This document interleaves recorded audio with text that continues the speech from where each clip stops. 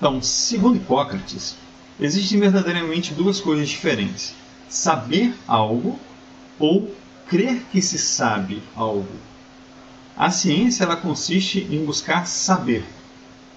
Segundo ele, a crença de que você sabe algo reside a ignorância. Significa que toda crença traz ignorância? Não. Mas o cuidado que a gente tem que ter com o pensamento científico, que é o propósito do nosso trabalho aqui agora, é como que eu posso desenvolver um pensamento mais objetivo, mais científico, a fim de fazer com que eu consiga criar uma relação ou uma correlação entre duas variáveis, ok? E quando a gente faz uma correlação mais próxima da verdade entre duas variáveis, a gente aperfeiçoa a nossa crença saindo da ignorância, ok? Nesse sentido, a ciência ela não tem... É muito legal saber disso. Para mim foi uma luz quando eu percebi que a ciência não tem como objetivo identificar ou conhecer a verdade. O objetivo da ciência é correlacionar duas variáveis ou mais, né? Mas a gente vai trabalhar sempre com duas variáveis, o mínimo de variáveis possível, para que o trabalho científico fique mais claro e fique mais fácil para a gente desenvolver, ok? Então, nós temos esse conceito de ciência, que a ciência é o conhecimento que explica os fenômenos obedecendo a leis. Muitas vezes a própria ciência busca criar essa lei, organizar uma lei de causa e efeito, né? Obedecendo a leis que foram verificadas por métodos experimentais. Nem sempre somente experimentais, a gente vai discutir sobre isso. A ciência ela baseia-se na regularidade, na previsão e no controle de fenômenos que podem ser observados. Então, voltando, o objetivo da ciência é obter esse conhecimento, a relação de causa e efeito. Mas não tem como objetivo conhecer a verdade, porque a ciência está envolvida com os fenômenos que podem ser observados. Nesse ponto, quero compartilhar esse conhecimento aqui com vocês, né? Na teoria do conhecimento, você pode ter uma informação que você diz que é totalmente confiável, e no outro extremo, algo que simplesmente você não sabe. Então, não são dois lados dicotômicos, mas é um espectro de vários graus de conhecimento, onde você conhece muito e o outro extremo, onde você não conhece nada. E dentro dessa teoria, tem aqui o ponto mais baixo, não sei nada sobre um determinado assunto. Um outro, você, eu tenho uma intuição, eu acho, eu imagino, eu percebo que pode ser assim, pode ser assado. Tem introspecção, você pode pensar, refletir, meditar sobre determinados assuntos e melhorar, inclusive, suas convicções. Você pode viver, estabelecer determinados comportamentos pessoais em cima de algumas convicções que realmente você chegou à sua própria conclusão. O que nada disso é um problema, né? Acontecem problemas quando essas conclusões que chegamos interferem, do meu ponto de vista, interferem na sua qualidade de vida e na sua estimativa de vida, né? Se nós percebemos, em termos muito subjetivos, as nossas crenças que nós construímos ao longo de nossa vida, quando essas crenças melhoram a nossa qualidade de vida e aumentam a nossa expectativa de vida, é interessante porque essa é uma conclusão minha, uma intuição, onde está mais próximo do que a gente poderia dizer do conhecimento verdadeiro, do conhecimento correto. Ok? Então, além dessa introspecção, podemos ter algo mais próximo de confiança, um conhecimento confiável, que são a experiência compartilhada, que geralmente a gente encontra no dia a dia, que precisamos também ter cuidado, porque nem sempre é confiável, como chupar manga e beber leite vai passar mal. Ou uma que eu ouvi uma vez que eu achei muito engraçado, se a pessoa corta o cabelo e o passarinho pega aquele cabelo e leva para o ninho, a pessoa corre risco de ficar doida. Esse é um conhecimento popular, né? Mas, sinceramente, eu não creio que seja verdade. Se alguém quiser, faça uma pesquisa sobre o assunto, né? Estudos de casos simples observação sistemática, que nós vamos discutir sobre o assunto, e o método científico usando um paradigma heurístico. Vamos falar sobre cada uma dessas partes. Então, vocês lembram que a gente definiu ciência, que é baseado no que a gente consegue observar? Então, eu gostaria de compartilhar com vocês uma curiosidade, ok? Para que a gente tenha mais dúvidas do que respostas nessa aula nossa, ok? Então, olha só que interessante. Esse aqui, fenômenos observáveis para que a gente possa construir ciência. Legal. O que é observável?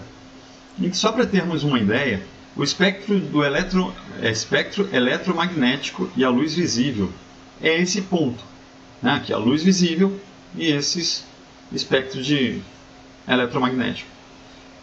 Olha só, essas duas colunas, elas representam a luz que a gente consegue perceber através dos nossos sentidos. A quantidade de ondas eletromagnéticas que a gente não vê e com uma frequência menor e com a frequência maior. Ou seja, a ciência é baseada, né, falando de forma geral, exatamente no que a gente consegue observar. Isso a gente consegue observar. Olha a quantidade de informações que a gente perde, que a gente não consegue medir ou estabelecer algumas leis sobre o assunto. No entanto, sabemos que tem parte de tecnologia que consegue identificar e trabalhar com essas coisas. Mas, no dia a dia, a gente tem que fazer o que a gente tem que fazer. Né? Essa é a parte da nossa visão. Com respeito à nossa audição, olha o espectro sonoro. Vai de 20 a 20 mil Hz, que a gente consegue perceber através dos nossos sentidos. Mas existem os intrassons abaixo de 20 Hz, que, por exemplo, os elefantes eles conseguem ter acesso ao sistema auditivo deles, e acima de 20 mil Hz ou ultrassons, onde outros animais conseguem perceber.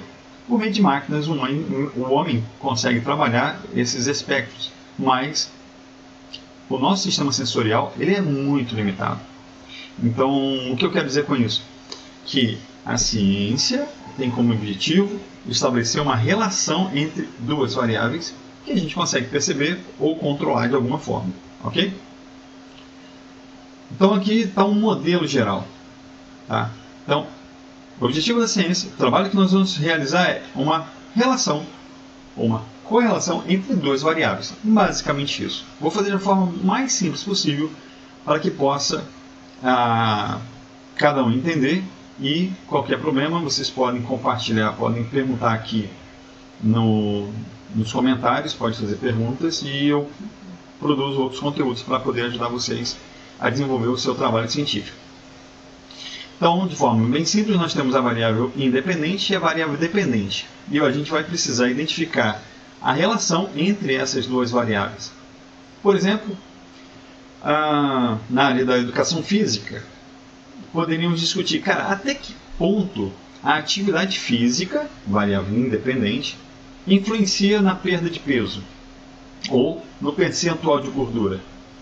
Variável independente, atividade física, onde a gente pode manipular, a gente pode interferir na variável independente e verificar o que acontece, qual é a consequência quando eu mexo na variável independente, o que acontece na variável dependente, né?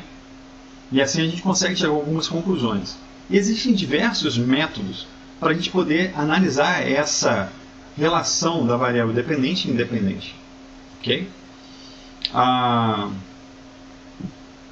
O método utilizado, os mais comuns, são a pesquisa analítica, a pesquisa descritiva, a pesquisa experimental e a pesquisa qualitativa. Cada uma delas tem outras características pessoais, particulares, tá? Que a gente vai conversar agora e depois a gente vai se aprofundar em outros vídeos, vamos nos aprofundar um pouco mais. É interessante lembrar que existe uma variável categórica que a gente utiliza de forma proposital de acordo com os grupos. Essa variável categórica geralmente a gente coloca na metodologia ou dos materiais e métodos sobre o sujeito de pesquisa ou o grupo que você definiu lá para você correlacionar essas duas variáveis, a variável dependente e a variável independente. A variável categórica você não consegue interferir, mas ela está lá. você pode selecionar aquele grupo. Por exemplo, sexo, idade, cor da pele, tipo sanguíneo e outros aspectos dos sujeitos da pesquisa que você está utilizando. Também eu coloquei aqui como um lembrete, né, que essa pesquisa ela pode ser transversal ou longitudinal. Pode ser transversal ou longitudinal. Então, um exemplo de pesquisa transversal. Cara, será que a atividade física, pegar a musculação, trabalhando 70% da carga máxima 3 vezes por semana, aumenta a força muscular em quanto? Então, nós poderíamos fazer isso de duas formas. Uma pesquisa longitudinal, você pegaria um grupo de sedentários e colocaria teste de carga máxima, iria pegar 70% da força dos sujeitos que compõem a amostra, e iria fazer a atividade física ao longo do tempo. E você teria o teste antes e o teste depois. E você iria poder concluir que, após 3 meses, por exemplo, trabalhando 3 vezes por semana, 70% da carga máxima, o aumento da força muscular foi de tanto. Essa é uma pesquisa longitudinal, onde você tem antes e depois, ao longo do tempo, onde você acompanha o mesmo grupo durante muito tempo, inclusive vários anos. Tem algumas pesquisas longitudinais, várias longitudinais que estão sendo feitas atualmente, né? E a pesquisa transversal, qual seria? Mesma ideia. Cara, será que a atividade física, musculação a 70%, 3 vezes por semana, quanto de força ganha acima dos sedentários? Seria criar um grupo, iria identificar um grupo que trabalha no mínimo nos últimos 3 meses a 70% e comparar esses testes com um grupo de pessoas sedentárias. Quando você compara esses dois grupos diferentes, você ganha tempo, né? Porque você não precisa ter essas questões longitudinais, e você vai comparar esses dois grupos. Tem outras variáveis que precisam ter cuidados na organização da sua metodologia, mas essa é uma pesquisa transversal. Você pega um grupo, outro grupo, compara os resultados entre eles e você chega à sua conclusão. Ok? Então, na pesquisa analítica, nós conhecemos a pesquisa histórica, filosófica, revisão de literatura ou meta-análise. Então, pesquisa histórica ela tem como objetivo identificar algum evento que aconteceu no passado, ou um evento em si, ou alguma organização, instituições, ou fatos que aconteceram com pessoas, história das pessoas. O objetivo desse estudo, dessa pesquisa analítica histórica, é identificar o que de fato aconteceu no passado, através de registros, como que esses fatos influenciam nossa situação atual, se esses fatos ocorreram, qual o significado desses fatos na época, qual o significado desses fatos para a nossa época atual, e se é possível nós prevermos as consequências disso para um futuro, né? Essa é a ideia de uma pesquisa histórica. Então, por exemplo, no caso das pesquisas filosóficas, busca identificar uma visão filosófica sobre os tipos de métodos utilizados na escola. Por que a gente utiliza esse método? A quem interessa? Qual é a visão filosófica educacional utilizada em determinadas épocas da história na educação física? Quem realmente foi beneficiado? O Estado? O professor? O foco era o conteúdo? O foco era o aluno? E por que o foco era esse naquela determinada época?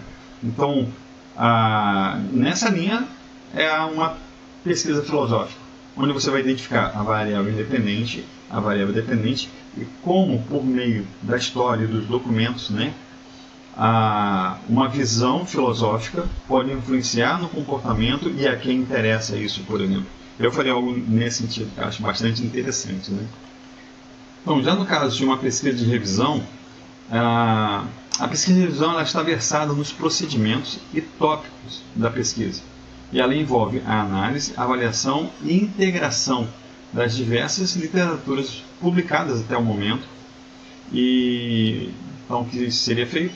Iria olhar os diversos artigos publicados, iria analisar, correlacionar as conclusões, o conteúdo produzido, para que você chegue a uma determinada conclusão por meio da revisão de literatura. Por isso o nome é um artigo metodologia de revisão.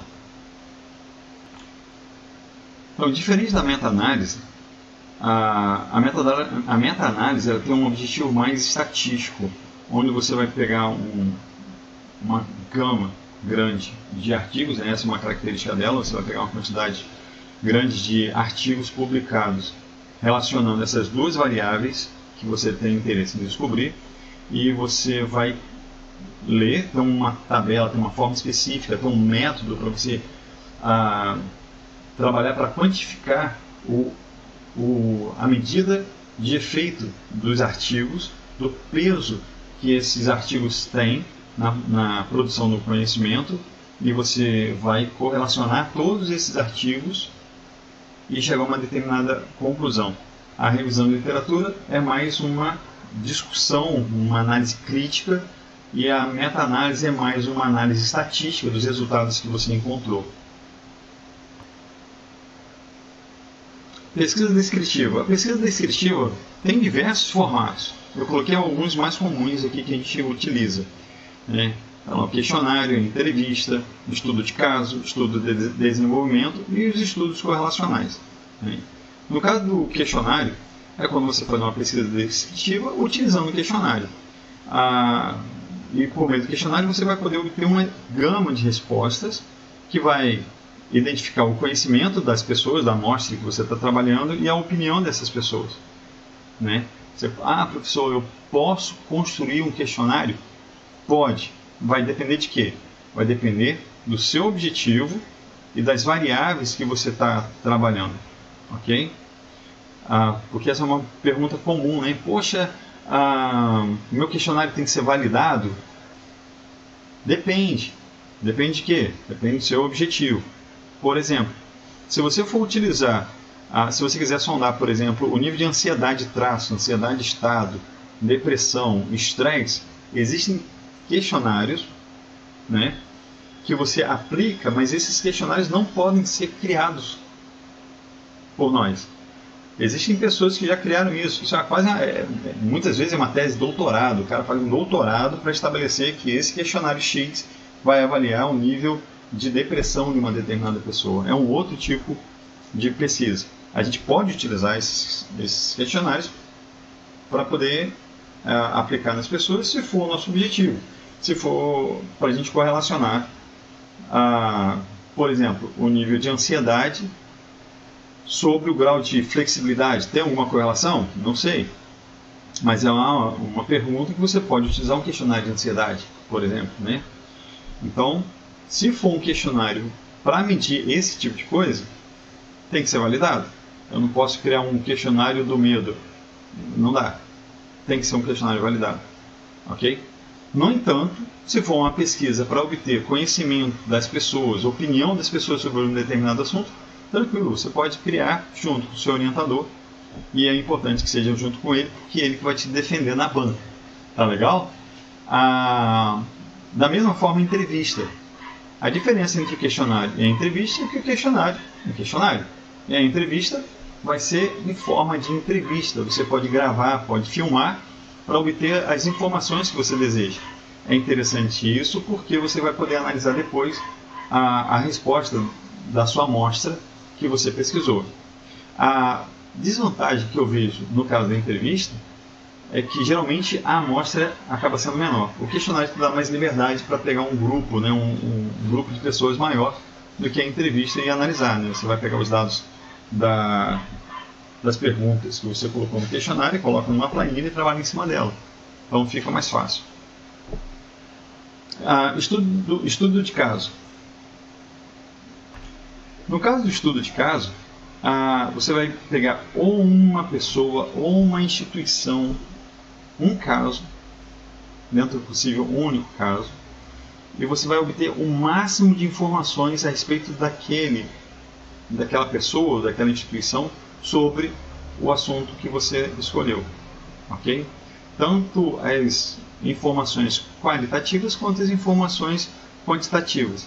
Por exemplo, a pergunta de pesquisa: até que ponto a natação melhora a socialização de uma criança com síndrome de Down?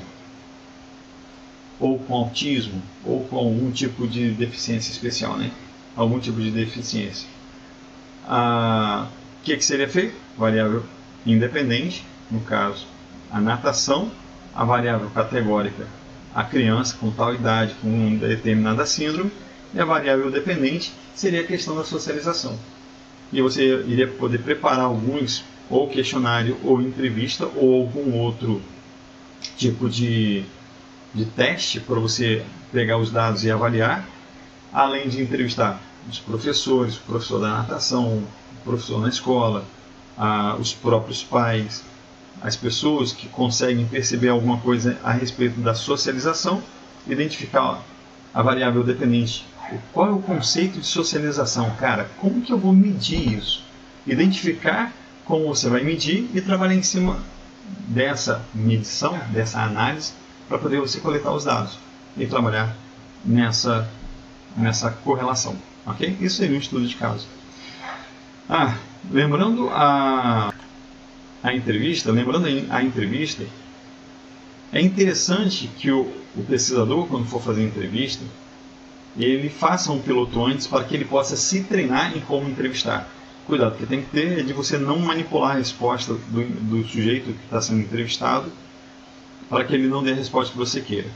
Um outro ponto positivo é que você, buscando uma informação específica, você pode perguntar e se ele não interpretar corretamente, você pode melhorar a sua abordagem para que você identifique exatamente o que você está buscando identificar. Ok? Não é problema algum nisso.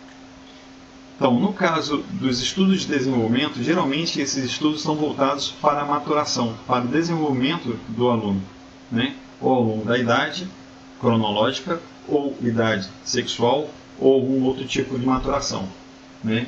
Por exemplo, existe uma correlação entre o crescimento do sujeito e a capacidade aeróbica? Sim ou não?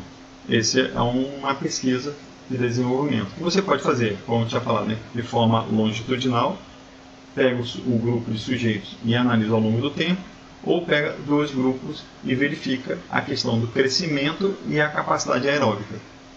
Legal? Então, nos estudos correlacionais, busca-se correlacionar certas variáveis de performance. Por exemplo, a frequência cardíaca e o índice de fadiga percebido. São duas coisas diferentes, mas podem estar relacionadas uma coisa com outra. E esse tipo de pesquisa, a pesquisa correlacional, busca identificar essa correlação. Um outro exemplo seria os traços de ansiedade e tolerância à dor. Será que uma pessoa mais ansiosa é mais tolerante à dor ou menos tolerante à dor? Né? Então, como que a gente pode correlacionar essas duas variáveis? Percebe? Em todos esses casos, todos esses modelos, nós estamos sempre estabelecendo duas variáveis. E a ciência busca exatamente isso, tentar entender como essas duas variáveis, sejam elas quais forem, elas estão relacionadas de alguma forma entre si. Ok? Um outro exemplo é correlacionar uma atitude com um comportamento. Algumas vezes eles são voltados para prever a performance de um atleta, de um aluno. Um exemplo de pesquisa de performance é predizer o percentual de gordura através das dobras cutâneas. Quando você faz uma medida de dobra cutânea, você não está vendo, não está sabendo exatamente qual é o percentual de gordura daquela pessoa. Você vai tirar algumas medidas, né, como o do Faulkner, por exemplo, vai jogar numa fórmula e você vai predizer, está predito, com uma margem de erro, que o percentual de gordura dessa pessoa é tanto. Legal? Então, a pesquisa correlacional ela é uma pesquisa descritiva. Por que ela é descritiva? Porque ela não consegue estabelecer exatamente a relação de causa e efeito. O que ela busca, o que ela procura estabelecer é uma associação entre dois traços ou mais traços e performance. Ok? Então, esses são alguns dos exemplos da pesquisa descritiva, ok? Nós temos ainda a pesquisa experimental e a pesquisa qualitativa. A pesquisa experimental ela é tida como sendo o método mais científico de todos, ok? Cada um chega à sua conclusão. Mas a pesquisa experimental, vou utilizar um exemplo. Vamos supor que você seja um professor de lutas, você é um professor de taekwondo, e você cria a ideia de que, cara, eu acho que se os meus alunos eles assistirem a minha avaliação sobre eles, né, meu comentário sobre a luta dele, o treinamento dele, e eles poderem assistir a sua própria luta, o desempenho dele é maior. É só uma hipótese, é só uma ideia que ele tem. Né? A gente, no artigo científico, iríamos colocar como hipótese. E aí o que ele vai fazer, esse professor? Você, como professor, você vai pegar seus alunos, dividir randomicamente, por sorteio, e vai dividir em 2 grupos. E nós teremos o grupo controle e o grupo experimental. Ok? O que o grupo controle vai fazer? Ele vai ficar pelas próximas 8 semanas, eu estou estabelecendo 8 semanas, mas você, como pesquisador, que vai estabelecer esse tempo, inclusive baseado na literatura, se você desejar. Ok? Você vai estabelecer um período de 8 semanas e o grupo controle vai continuar tendo o mesmo treinamento. E o grupo experimental é onde você vai interferir de alguma forma. Né? Então, o grupo experimental você vai interferir de alguma forma. O que você iria fazer? Você iria filmar o comentário deles sobre a luta, o seu comentário sobre eles na luta, e vai também filmar, e vai disponibilizar essa filmagem para que eles possam assistir e poder melhorar o treinamento deles, a luta deles. Show de bola? Então, temos 2 grupos, o grupo controle e o grupo experimental. Esse assiste a aula e seus comentários como professor, e o grupo controle não. No final de 8 semanas, você vai chamar um grupo de professores para avaliar esses 2 grupos. É interessante, nesse caso, inclusive, permite que esses professores que vão avaliar esses alunos, eles não saibam quem foi o grupo experimental e quem foi o grupo controle, para que eles, sem querer, não sejam influenciados para um grupo dar uma nota melhor ou não para um grupo ou para outro grupo. Então imagina que no final de 8 semanas, os professores estão sentados e estão avaliando todos os alunos. Você sabe quem fez parte do grupo controle e quem fez parte do grupo experimental. E aí o que acontece? Você vai pegar aqueles resultados e vai estabelecer a estatística do resultado que os professores deram, e você vai poder comparar, concluir com essa estatística o que aconteceu com respeito à sua hipótese. Se assistir os comentários e a luta gravada melhora ou não o desempenho deles na aula e no esporte. Legal? Então agora nós temos a pesquisa qualitativa. A pesquisa qualitativa ela foi muito utilizada, é muito utilizada até hoje, na antropologia e na sociologia. Né? Ele possui diversos nomes. Então, eu estou mostrando todas essas possibilidades de métodos e depois nós vamos nos aprofundar em cada uma delas, para que você tenha uma ideia de que é possível estabelecer uma relação entre 2 variáveis. Então, não quero que vocês se desesperem ao fazer um TCC, um artigo científico. Trabalhar com ciência não é um problema isso. Ela é muito gostoso. Então não se preocupe muito com os nomes. Eu gostaria muito que vocês pensassem nas variáveis, estabelecesse a possibilidade de uma relação entre elas. Né? Isso você pode fazer estudando alguns artigos científicos.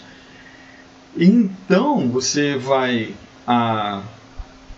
construir o método junto com o seu orientador, né? O seu orientador junto com você vai construir um método para chegar a como vai criar essa relação entre as 2 variáveis e no futuro a sua conclusão, tá bom? Então não se preocupe com os nomes, mas você tem futuro, você vai sobreviver. Então no caso da pesquisa qualitativa, que é muito utilizada, né, nessas áreas de antropologia, sociologia, e ela possui diversos nomes.